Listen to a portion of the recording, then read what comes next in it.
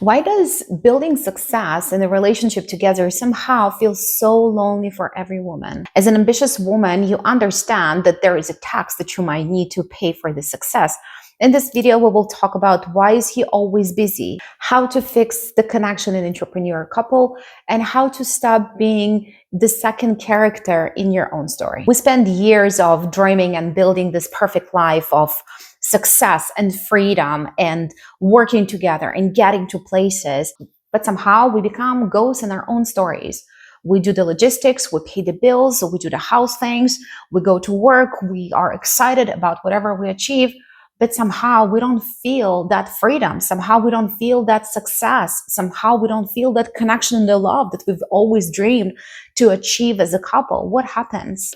We're managing, we're focusing, we're organizing, we're the emotional support, we're the system, and somehow we feel so alone in this whole life that starts seeing like a project or a business that we operate rather than passion and love to whatever we do and whoever we're with. Now, before we're going to dive in, hit the subscribe button because this is part one out of a series where I'm going to be talking about how we as women, entrepreneurial couples, struggle with those things, how to fix and help you to reconnect with your husband, to build this passion again, to succeed as a couple and you as a woman. There's a specific kind of exhaustion and this drain that comes from being in a relationship with a driven, ambitious man that wants to build things, because you can sense his stress even before he comes back home.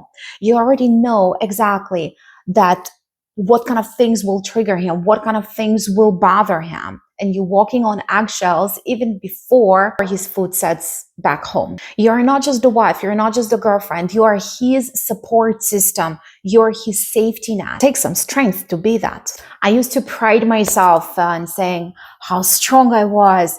I can hold it on, I can help so much. But the more I learned about why as an empath, and what empathy is, and that I was one, why is this understanding and supportive and helping and assisting and being the safety net and the emotional support, how I'm actually sabotaging not only the relationship, but actually my identity in there, and how he's actually losing interest because me as Maria was disappearing. The one that he actually fell in love with was not there suddenly. When the life is centered around a mutual goal, like a successful business or businesses, it's very easy to let the relationship slip from relationship into partnership.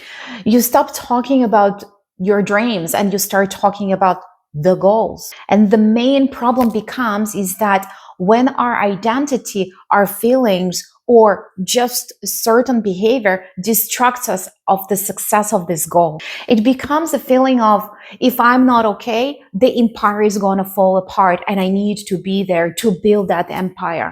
I finally realized that being supportive, it's not about being silent or pleasant or easy. It is about speaking out about my dreams. I stopped wanting for him to notice my needs, what I want, how I want things. And I started to be very clear about what is that I want, how I want my life to look alongside with this empire we're building. Now, knowing that, it's great, but it's only half of the story. In the next part, in the part two, I will dive in how difficult it is to start actually saying what you want and to have those conversations. That's the messy part, because that guilt inside is actually telling you that you're doing something right.